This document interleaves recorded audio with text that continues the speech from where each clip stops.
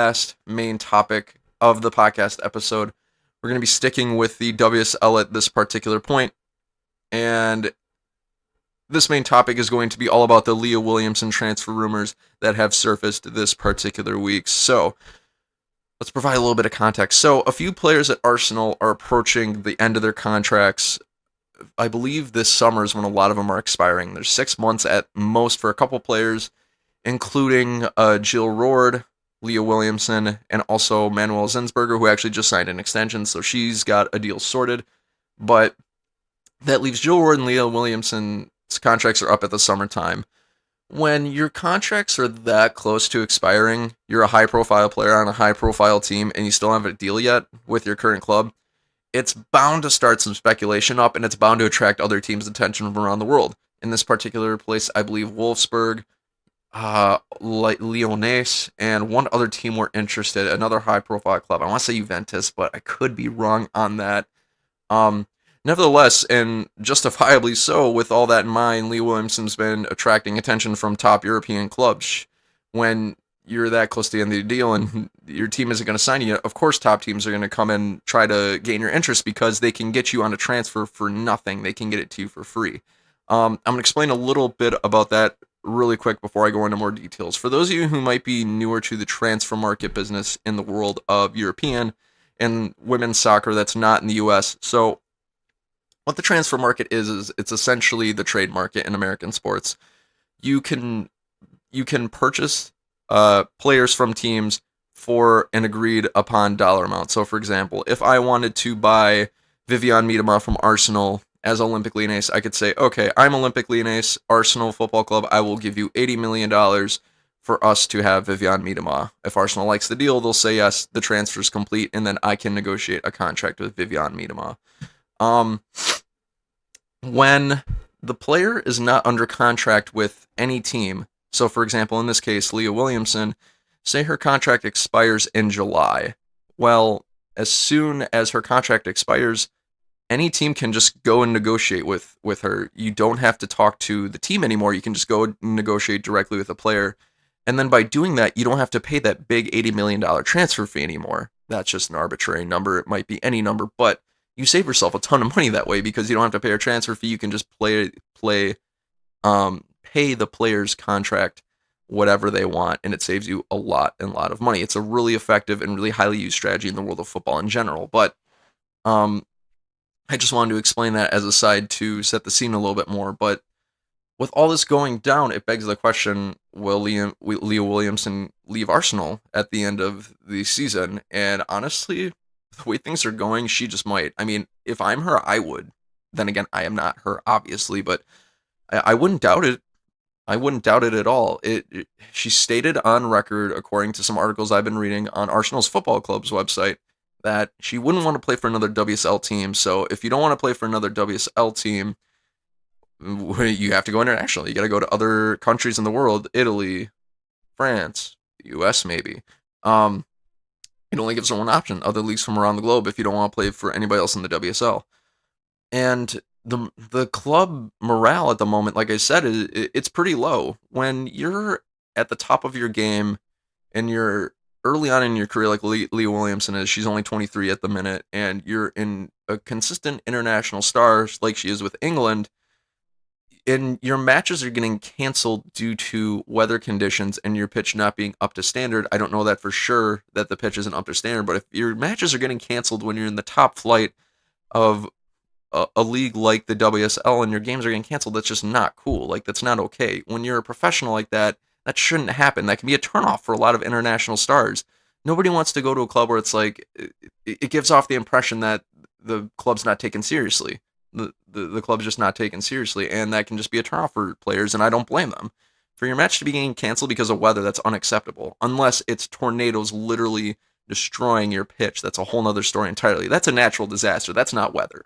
Like snow falling and rain waterlogging your pitch, that's just not cool. That's a huge turnoff for players, and that's just that's not okay. And it's just lowering the morale of the club. They're not getting results. They've only come away with 7 of the last 15 points, and that just it doesn't help the case to keep for some of these players to want to stay at all. Another thing that crosses my mind is Arsenal's why as a club are you letting players of the caliber of Leah Williamson and Jill Ward, why are you letting their contracts go down to even a year without at least having them re-sign? That's insane to me. You don't let players get down to a month on their contract or 2 or 3 or 4 or 5 or 6 months and then start thinking, "Oh, we might want to resign them." By then, it's almost too late because when you have players you want and you intend to keep, you just don't let their contracts get that far down to the wire because from a negotiation standpoint, it gives them all of the power, right? Um, which I'm not opposed to having players have power. It's just from a negotiation standpoint, it just makes a lot more sense because if you're at their contracts run the slow, you're risking them going away on a free transfer, like what I mentioned earlier. You risk losing them for good and not getting any money out of it at all. At least if she wants to leave and she's under contract, at least you can get the transfer fee from her wanting to leave, which is totally perfect and cool. But when you let their contracts get this low, it gives the player all the leverage in terms of negotiations. I just want to be clear on this. I am not having a problem with players having leverage and having power. You should have the fate to decide where you want to go. It's just from a club standpoint, if you really intend and care about these players and you want to keep them, you get their deals sorted as soon as you possibly can. And you keep them as happy as you can. And in this case, they're just not doing that with Leah or Jill, I would argue, which to me is just, it's fishy. It doesn't make a ton of sense.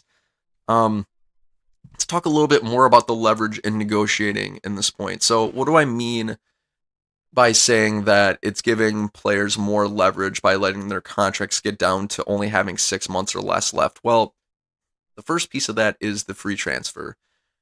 What the players could do is if they're not happy at the club and they want to leave, they could just let their contract expire. And if they just let their contract expire, the club loses that opportunity to sell them for a transfer fee to another club. They lose out on that money. That's just one piece of it, which the financial implications of that is just huge because you're losing out on millions of dollars that you can use to go out and buy other talent from around the world. That's huge. The second part about that is it gives the player the leverage to just sort of wait it out, so to speak. Now, with the club at Arsenal, or with the morale at Arsenal being low right now, and their Champions League uncertainty being a little bit high at this point, too, Leah could just tell her agent, you know what, stop negotiations for Arsenal. I want to see if we make it to the Champions League, and if we do, I'll resign, but if not, I'll leave and I'll just go away for free. It's giving her that power and that leverage in order to just make that call and basically leave the club's financial implications in the balance. Which me, I really don't care. If Arsenal doesn't make any money off of a Leah Williamson transfer, I could care less. But it's just the reality from that club's standpoint. It's like, why wouldn't you sign this player earlier and keep her happy? It just doesn't make any sense to me. And they're just hurting. They're shooting themselves in the foot. Is essentially what I'm trying to say in this process. And it just asks, it makes me ask so many different questions, like why aren't deals getting done? Is it the board being cheap? I've seen that as a Manchester United fan on the men's side. The Glazer family has arguably been cheap in the past, or they've just made bonehead deals, or they've tried to be cheap and they've only shot themselves in the foot. Is the same case happening at Arsenal Football Club? It could be. I don't know that for sure, but it could be. I don't know enough about Arsenal's club in general to make that call, but it just begs that question. On the other hand, is the club being poorly run? Are they unwilling to give resources? The reason why I say that is because they're already not. I would argue they're probably not pulling enough resources into the facilities and the pitch if their games are getting canceled due to the weather. With that in mind, why should I believe that they're giving all the resources and money that they can to sign players? It's just fishy to me. Like why it seems like very basic things that a top club like Arsenal should be doing that they're really not doing and should be doing. That's a valid criticism, I think, on the club, and it's just not. They're not. I just don't think the execution for them to be a top club is proper at this point. They could just be sorting things out. They could be transitioning the club, but who knows? I guess only time will tell. And I've been seeing quotes too that Joe Montemurro has been saying like he's confident that they're gonna get a deal done for Leah. I mean, I will say the one ship that he has in making that claim is they just re-signed Manuela Zinsberger, who is a top goalkeeping talent and a young one at the age of 25 in the WSL.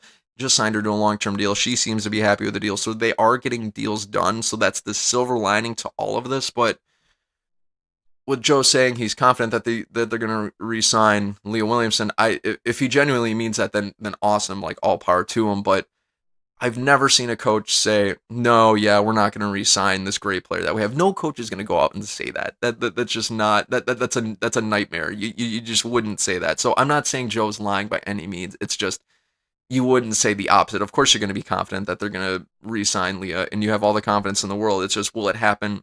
Time will tell. But I will say, with them re-signing Zinsberger and as talented as she is, it certainly supports his claim that they're going to be confident they're going to re-sign Leah. So